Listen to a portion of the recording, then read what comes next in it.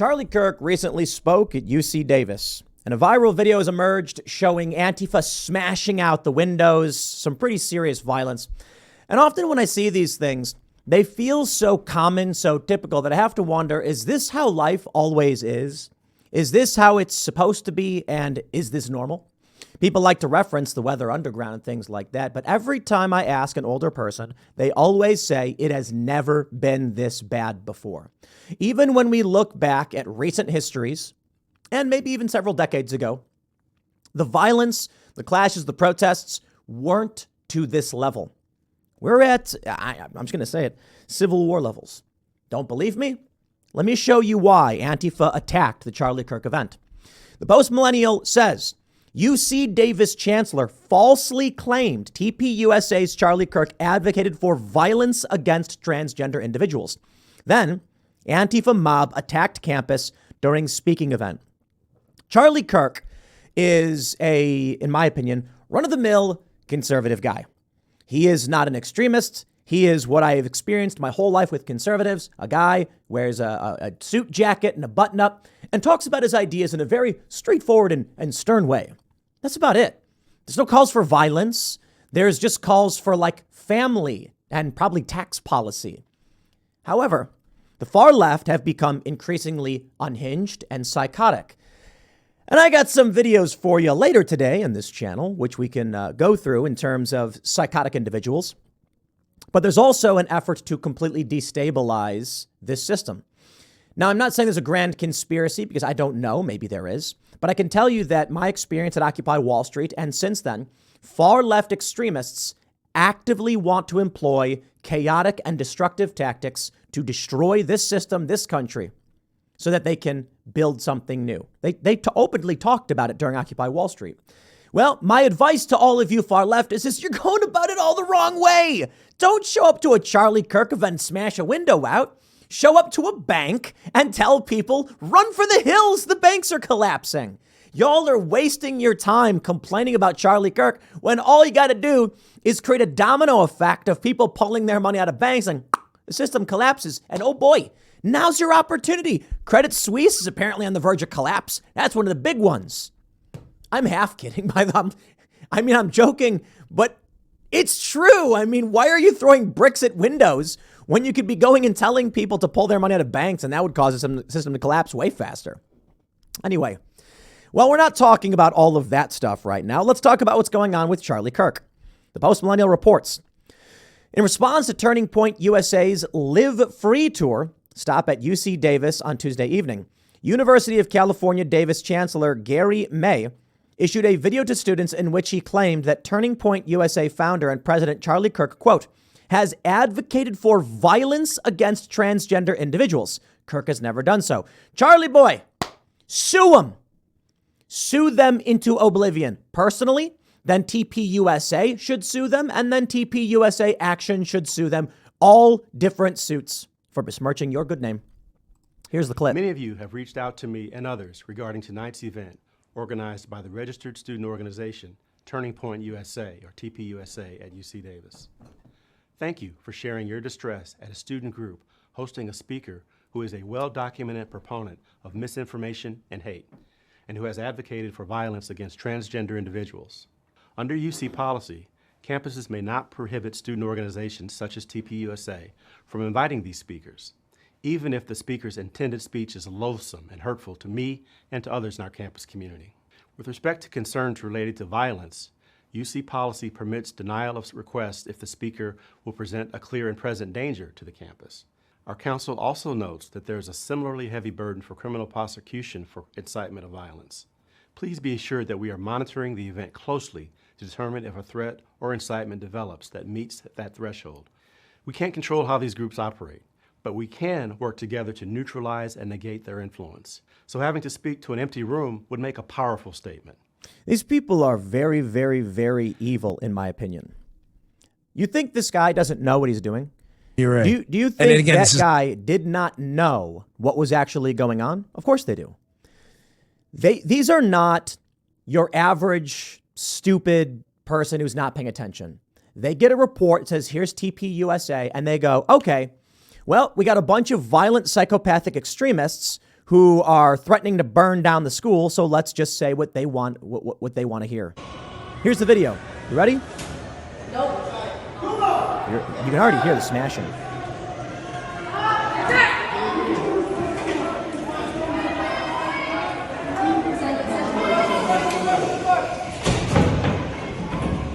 So right now they're smashing up against doors. And there's them shattering the glass.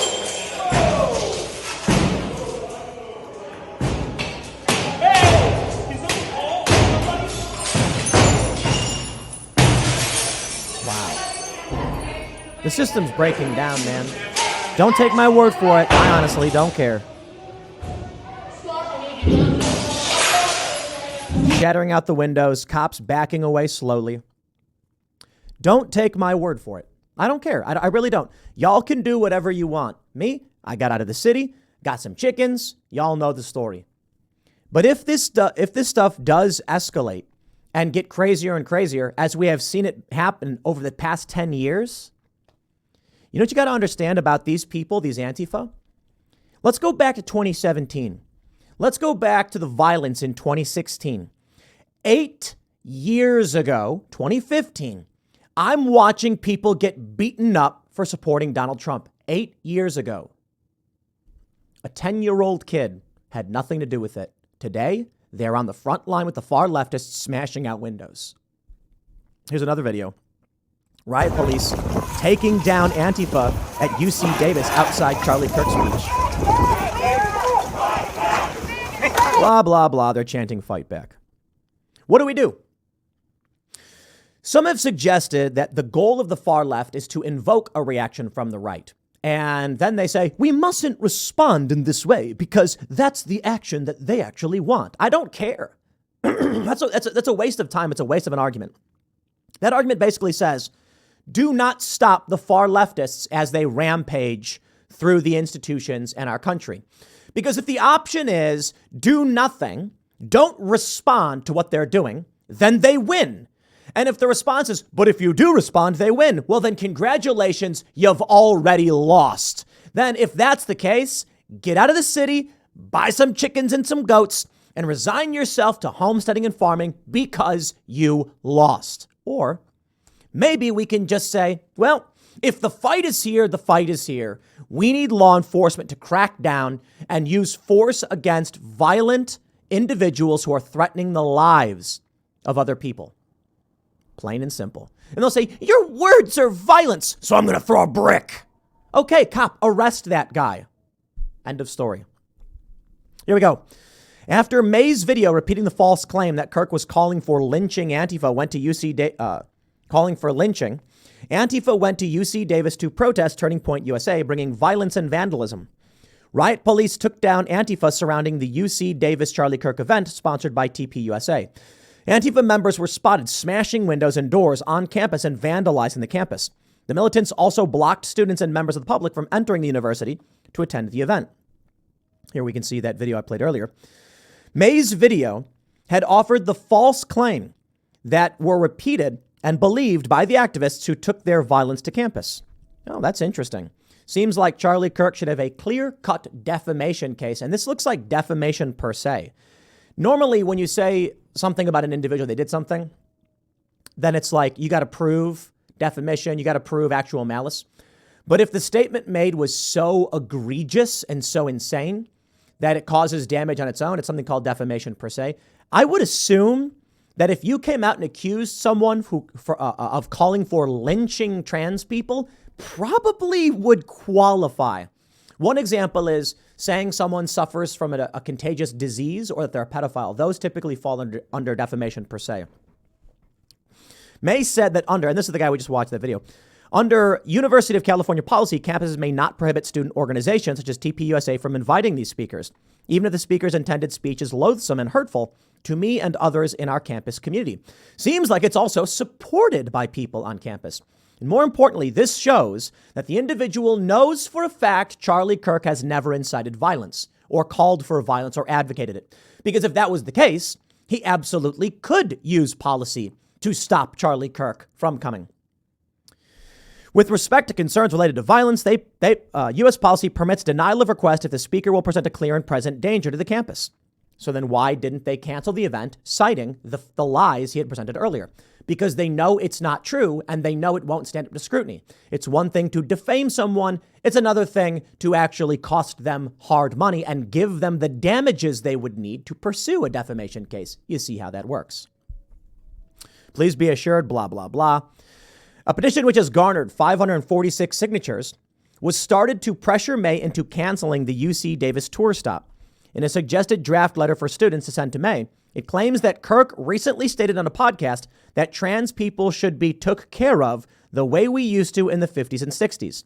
The letter's claim came from a February episode of The Charlie Kirk Show, in which Kirk spoke with former University of Kentucky swimmer Riley Gaines, who has been outspoken in her experience of swimming against biological male University of Pennsylvania swimmer Leah Thomas. Gaines told Kirk about female NCAA athletes not being told that they would be sharing a changing space with someone who was fully intact with male genitalia, and recalled herself and others feeling extremely uncomfortable and traumatized. I mean, these people are sick, Kirk later responded, and I don't say that lightly.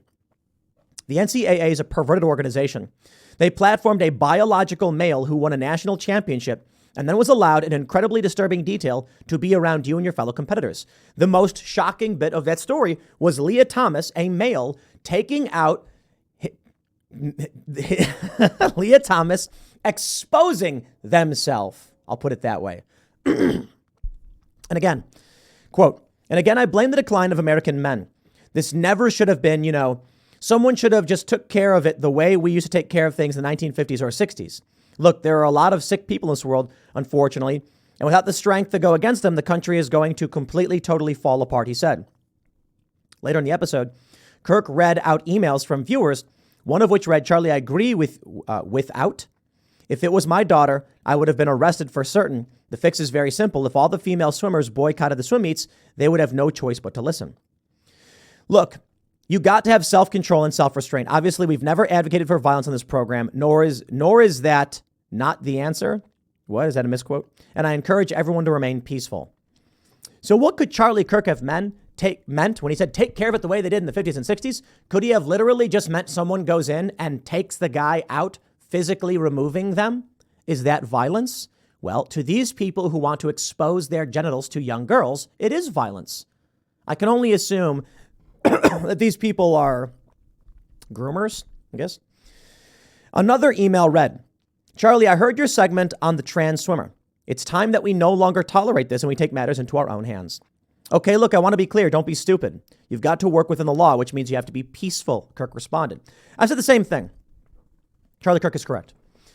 There is a Florida doctor who talks about Titus deletus. She is a psychopathic butcher who mutilates children and then gloats and brags about it. The worst possible thing right now that could happen is if someone enacted violence against this individual, because it legitimizes everything she does. What needs to happen is Ron DeSantis needs to have a police officer arrest her for mutilating children. That's it. It's that simple. Why won't he do it? Everybody wants it here and be like, Ron DeSantis is polling better. He's doing great. He's better than Trump. Ron DeSantis should have state police. And we were talking about this the other day, and I'm not saying SWAT teams or anything like that. I'm saying outright a single overweight, portly cop waddling up. Excuse me, ma'am. Are you that the doctor who does the surgery on children? And she goes, yes, I am. Turn around, put your hands behind your back for me, would you? Put these cuffs on. I'm a little out of breath. That's all you need. No one threatening. One cop simply walking up and placing her under arrest. If you went to a child and took a knife and cut them up, would you go to jail? Why not this doctor? Oh, because it's affirming care. Let's try it again. If a child had anorexia and went to you and you said, I will slice off your body fat and then stitch your skin back together so that you feel better, would you go to jail? You would. What's the difference? Oh, if the fat happens to be in the mammary glands, then it's okay. Arrest these people. You know, we live in a nation of cowards. Charlie Kirk's right. Weak men And I'm supposed to sit back and be like, bravo, Ron DeSantis, on doing the bare minimum of whatever could be done. Arrest them. All right. Anyway, some have argued that he's taking action. It's baby steps. Fine. Do it within the law. In an opinion piece for the Sacramento Bee, writer Hannah Holzer claimed that Kirk has called for the lynching of trans people, citing a tweet from transgender reporter and activist Aaron Reed.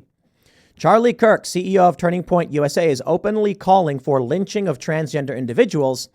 Here, let me just play the clip for you. These people are sick, and I don't say that lightly. The NCAA is a perverted organization. They platformed a biological male who won a national championship and then was allowed in incredibly disturbing detail to be around you and your fellow competitors. And again, I blame the decline of American men. This never should have been, someone should have just took care of it the way we used to take care of things in the 1950s or 60s. But, as you have testosterone rates go down and men start acting like women and they don't do anything, then, hey, who's to say? You're going to look, there are. So are they trying to imply that in the 50s or 60s, people were going and just like murdering dudes or something like that? I'm pretty sure Charlie Kirk is talking about back then, you'd have a bunch of dudes would walk in and be like, get the F out of this room right now, you sick freak. Something like that. Something like that. But that's violence, I guess. Yeah. And that's where we're at. In response to the Sacramento Bee, Kirk wrote in his letter, this is defamation and libel. We will sue unless it's corrected. Left-wing rags like the Sac Bee are allowed to platform lies against conservatives and get away with it. Time for lawfare. Bravo, good sir. Bring the lawsuit. Here we go. Look at this. Update. Sacramento Bee has pulled down the original column and removed references to fascist and lynching and included a notation of changes. Despite this, Sac Bee reporter Night Cops is still parroting this lie. If anyone gets hurt tonight, Sac Bee played a prominent role. They certainly did. Later, the reporter deleted the tweet, saying, I deleted a previous tweet because the language I used was not precise. Apologize for the error. No fash. That's what it says, spray painted on a rock. Let me tell you how they do it. I gave a quote once to a reporter, told a story. And without bringing the story up, I'll just say, I said to the person, sentence A. And he goes, very interesting. Yes, and then we talked about it. Half an hour or so later, I go, sentence B. And he goes, that's also a different idea and also very interesting. In his report, he then combined the two sentences next to each other to make it look like one statement. Actually, I got to break it down for you. I have to explain it to you. I just to tell you. I said of a night in question that we wanted to, I was with Vice, we were at Ferguson, and one crew wanted to interview Jesse Jackson, and I wanted to go cover the news event happening on the ground. That's it. And I said, they stayed behind to interview Jesse Jackson. I went and filmed the protests, the rioting, the tear gas and stuff. We talked about it. Later on, I said, after I left and we got into a fight and I was no longer down there anymore, some of the reporters tried to do another live stream on their own. Guess whose live stream got more views? He removed all the context, took that quote, guess whose live stream or whatever got more views, and put it next to the Jesse Jackson quote, as if to imply they did interview Jesse Jackson and got no traffic from doing so. But I never said that. I don't know if they actually interviewed the guy. It was like 4 days apart this thing happened. When I threatened to sue them, they changed it and they wrote a note saying, we removed a quote from Tim Pool due to errors. And then everyone started claiming I lied and gave a false quote because heavens, it couldn't have been this one journalist who lied about it, could it? It couldn't have been him who fabricated the quote. Well, he'll argue they were both real quotes. I just put them next to each other. Yes, very clever indeed. To make it seem like, you see the games they play in the media? You can say something like, John once told me, I don't like pepperoni pizza. And then they put in quotes, I don't like pepperoni pizza, and say, I have him recorded saying it. And you're like, I was quoting someone else. Doesn't matter. You can't sue me. It's a fact that you said this. That's what these people do. They are evil. So, in seeing a story like this, I can only feel like we are headed towards Civil war. Come on, man. You've got elements of the media that want the conflict. They want the violence. And the best thing the right can muster up is, oh boy, I'll sue you. And it's good. I'm glad Charlie Kirk's going to sue. But they're showing up with bricks and fire bombs and smashing windows. I don't know what to tell you, man. When January 6th happened, the police, the weaponization of government, went in full force. Donald Trump could do very little to stop the far left extremists who tried to destroy St. John's Church and ransack the White House, tearing down barricades in front of it, trying to break in. What did Trump do? You know what? If the reaction is what the left wants, then play the game. Get the reaction from the left. Let them do it. I say this all the time. If Donald Trump and Bill Barr did not stop Antifa on May 29th and let them burn down St. John's Church and ransack the White House, there would be no January 6th and Donald Trump would be president. End of story. That's it. The narrative would be, as much as the media would try to claim otherwise, the narrative would be that the far left destroyed things. And they may spin it and say, how did Donald Trump let this happen? There would be inquiries from Democrats into the failure of police. And Trump would say, did you want us to attack the peaceful protesters? How were we supposed to know they were going to burn down a church? Look at the game they play and look at how they exploit it. And the right falls for every single trap. It is what it is. It is what it is. We'll see where this goes and how this develops. But I got some more videos, some crazy stuff coming up. So stick around. Next segment's coming up at 4 p.m. on this channel, and I'll see you all then.